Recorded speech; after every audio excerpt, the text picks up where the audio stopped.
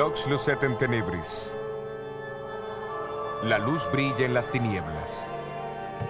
Hoy, el lema de los valdenses se encuentra inscrito en todas las iglesias del valle. Sirve como un silencioso recordativo de su fiel testimonio, a menudo manchado de sangre a través de los siglos. Sin embargo, el símbolo profético de la mujer en el desierto no solo se aplica a los valdenses, incluye a todos aquellos cuya fe en Dios y en su palabra los hizo contrariar las corrupciones y las falsas enseñanzas de la iglesia.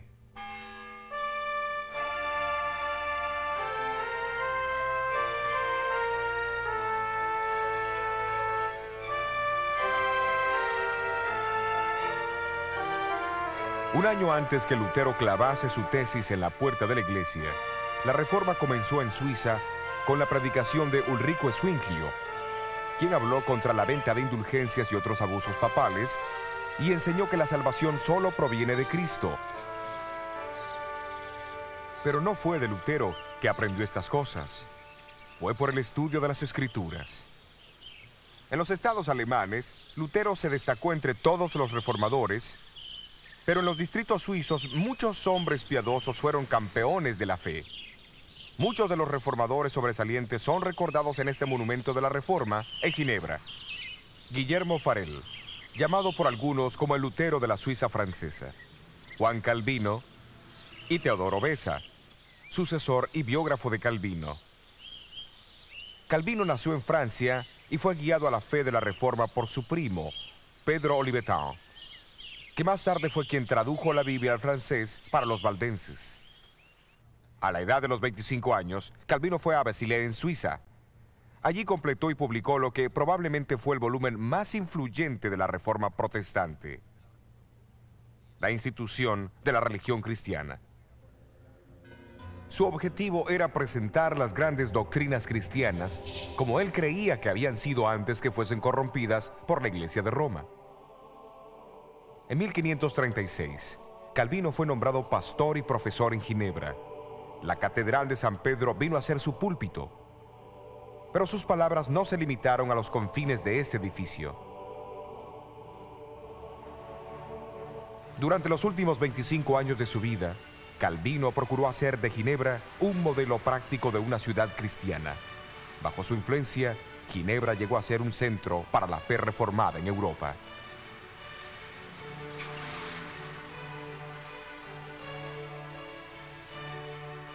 Además, estableció un colegio en Ginebra que atrajo estudiantes de toda Europa. Al completar sus estudios, los graduados regresaban a sus tierras para difundir los principios de la Reforma. Un estudiante que vino de Escocia como refugiado fue Juan Knox. Llegó a ser íntimo amigo y ardiente discípulo de Calvino.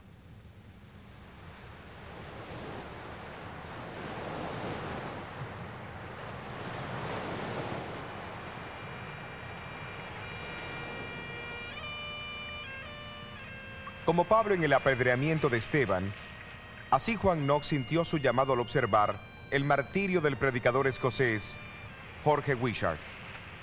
Aquí al frente del castillo de San Andrés, las letras GW marcan el lugar donde Wishart fue quemado en la hoguera en 1546. Más tarde Knox regresó a Escocia y vino aquí a San Andrés, centro eclesiástico de Escocia en el siglo XVI. Su catedral era una de las más grandes del cristianismo. Durante ese primer año, los habitantes del castillo invitaron a Knox para que fuese su predicador. A principios de 1547, predicó su primer sermón aquí en la parroquia de San Andrés. Esto marcó el comienzo de la Reforma en Escocia. No fue por coincidencia que Knox usó como texto el capítulo 7 del libro de Daniel. Al principio de su sermón mostró el gran amor que Dios tenía por su pueblo, al advertirles de los peligros que amenazarían a la iglesia. Identificó a las 4 bestias como los 4 grandes imperios de Babilonia, Medo-Persia, Grecia y Roma. Luego habló del cuerno pequeño que lo seguía, identificándolo como el anticristo papal. Al hacer esto, Knox se incluyó en la lista de los grandes reformadores como Wycliffe, Huss, Lutero, Calvino y muchos otros que habían declarado lo mismo. 13 años más tarde, el Parlamento escocés se reunió en Talbot. El sitio fue aquel, adjunto a la iglesia de San Giles en Edimburgo, donde Juan Knox era el predicador. 6 reformadores escoceses, que por una increíble coincidencia llevaban el nombre cristiano Juan, escribieron una confesión de fe que fue formalmente adoptada por el Parlamento en agosto de 1560. La misa fue prohibida y la fe protestante fue establecida en Escocia.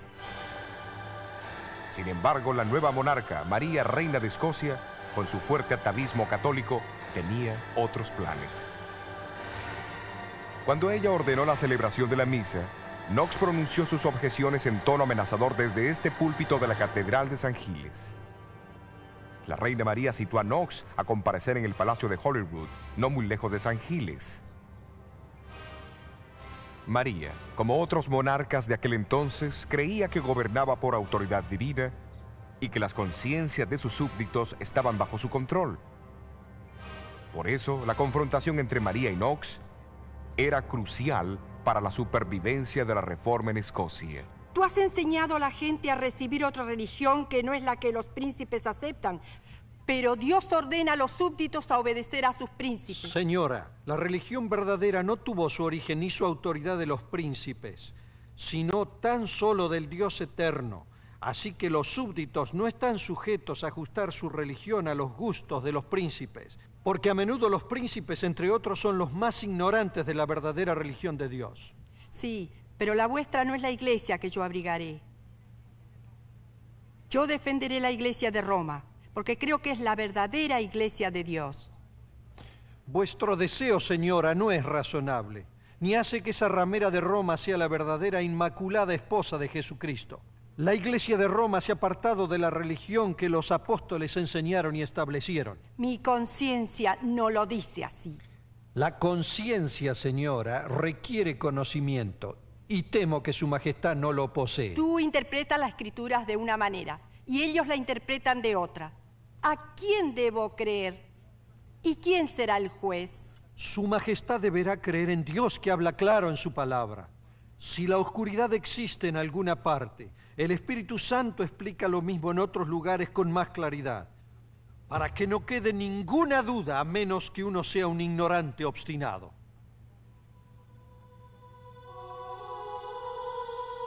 Ante Carlos V en Worms y de Knox ante la reina María en Holyrood, los momentos más dramáticos de la reforma fueron los de Lutero. En ambos casos, la victoria favoreció a los individuos que tenían una fe inconmovible en Dios y en la verdad de su causa.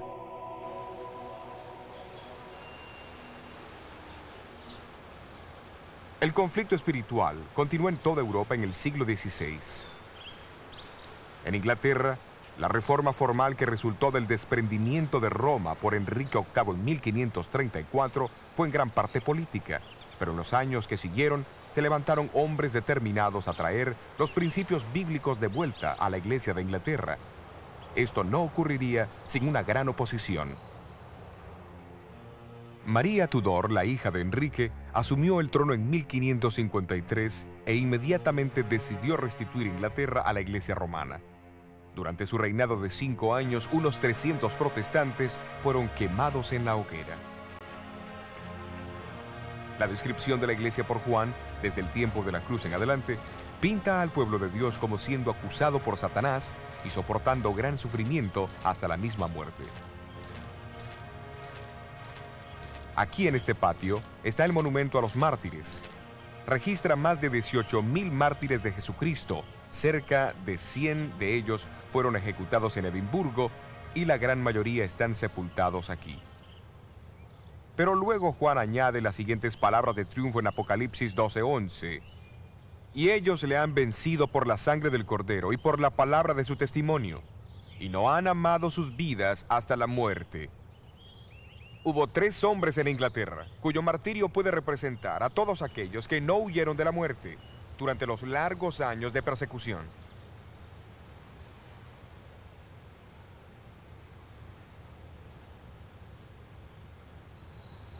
En Oxford está el monumento de los mártires, erigido a Nicholas Ridley, obispo de Londres, Hugo Latimer, capellán de Enrique VIII, y Thomas Cranmer, el primer arzobispo protestante de Canterbury. Los tres murieron en la hoguera erigida en plena calle, en el lugar marcado por esta cruz frente al colegio de Balliol, donde Juan Wycliffe había enseñado casi 200 años antes.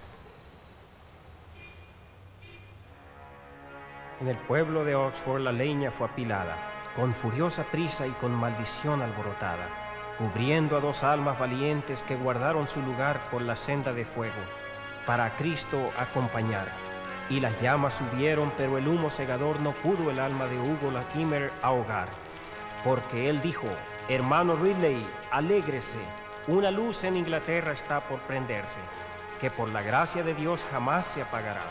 Y el susurro de ese discurso resonó por doquier: jamás se apagará la luz de Latimer, aunque los vientos la hagan estremecer. La luz de Latimer brilló para quedar hasta que el día del juicio llegue a triunfar.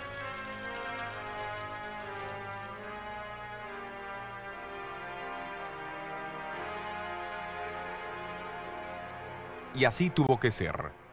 Al cabo de 3 años, María Tudor murió y la reina Isabel I ascendió al trono, despuntando el amanecer del siglo de oro en Inglaterra. Ella se propuso con tanta diligencia devolver Inglaterra a los caminos de su padre, que los poderes católicos de Europa comenzaron a planear su derrocamiento. Felipe II, hijo de Carlos V, organizó la fuerza invasora más grande que el mundo haya conocido, la Armada Invencible. A fines de julio de 1588, los observadores situados en las partes altas del puerto de Plymouth vieron por primera vez los 130 barcos que navegaban por el canal. Bajo el comando del caballero Francisco Drake, la flota inglesa confrontó al enemigo, aunque inferior en número y armamento. En una serie de batallas durante los 10 días siguientes, los barcos ingleses más pequeños causaron grandes estragos entre los pesados galeones de España. Tratando desesperadamente de zafarse de los ataques ingleses, la desorganizada armada se dirigió hacia el mar, solo para encontrarse con una de las peores tormentas marítimas de la historia.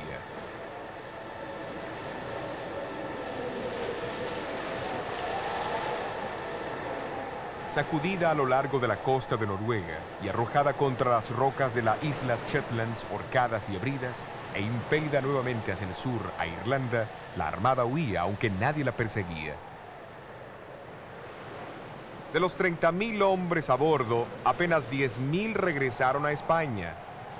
Felipe II y los reinos católicos quedaron atónitos.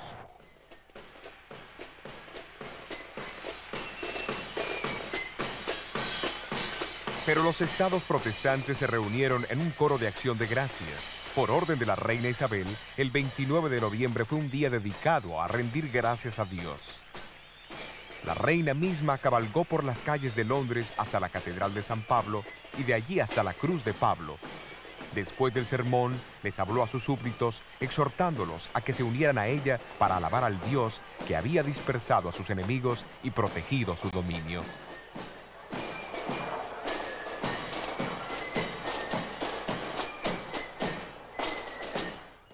Aquí en Plymouth, en el monumento que conmemora la escena de la Armada, aparecen grabadas estas palabras enigmáticas. Él sopló con sus vientos y ellos fueron dispersos. La partida del Mayflower en 1620, desde Plymouth, Inglaterra, con tantas personas a bordo, fue muy diferente de los eventos de 1588, cuando la Armada española navegaba por ese lugar. Esto también está relacionado con la saga de la mujer vestida de sol. Durante el último período del trono de la reina Isabel, la población se dividió entre aquellos que permanecieron leales a la Iglesia oficial de Inglaterra y aquellos que deseaban que la reforma de la Iglesia continuase basada en la autoridad de las Escrituras. Conocidos como puritanos y separatistas, estos no conformistas fueron finalmente perseguidos por sus creencias y muchos de ellos emigraron hacia Holanda. Entre estos estaban los primeros peregrinos, que navegaron a bordo del Mayflower desde Holanda por el puerto de Plymouth, con destino al Nuevo Mundo. Cuando los puritanos se separaron de la iglesia inglesa, se habían comprometido solemnemente a caminar juntos en todos los caminos de Dios que ya conocían o que irían a conocer. Esta era la razón vital del protestantismo.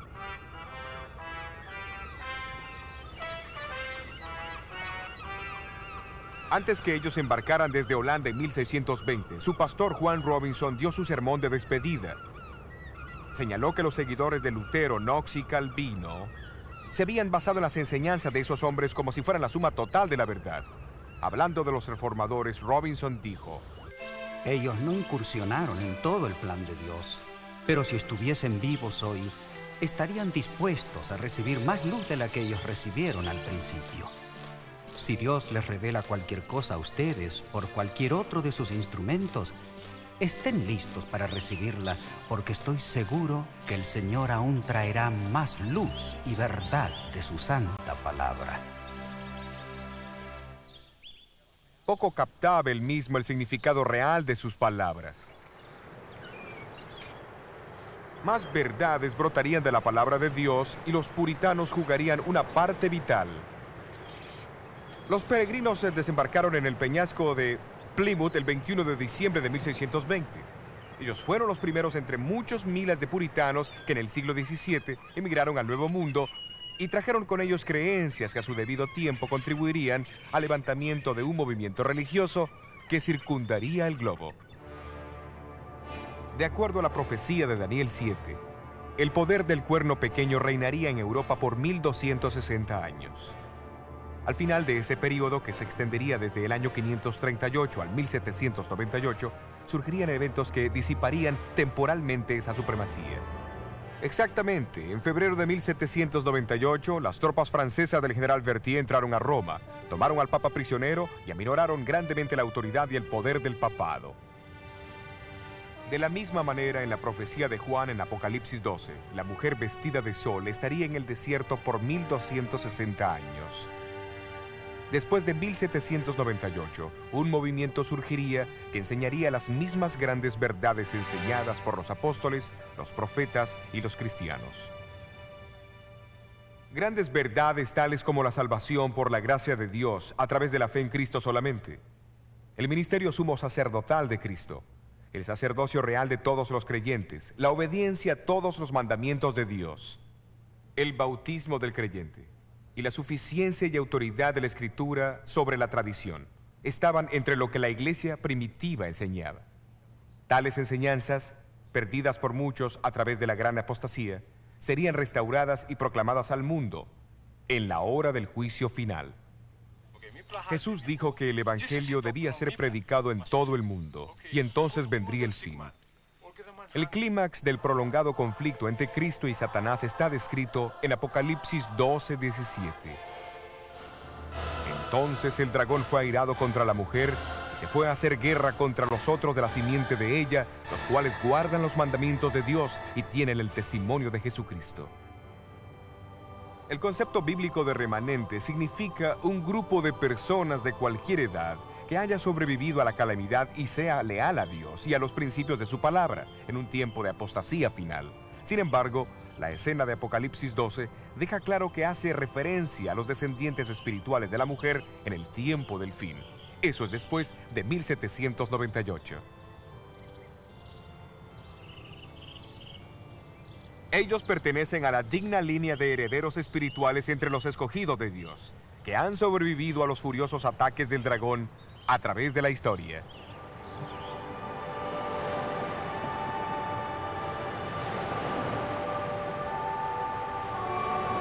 Entonces, la obra de la Reforma no termina con Lutero, con Knox, con los puritanos o con los primeros peregrinos que embarcaron hacia el Nuevo Mundo.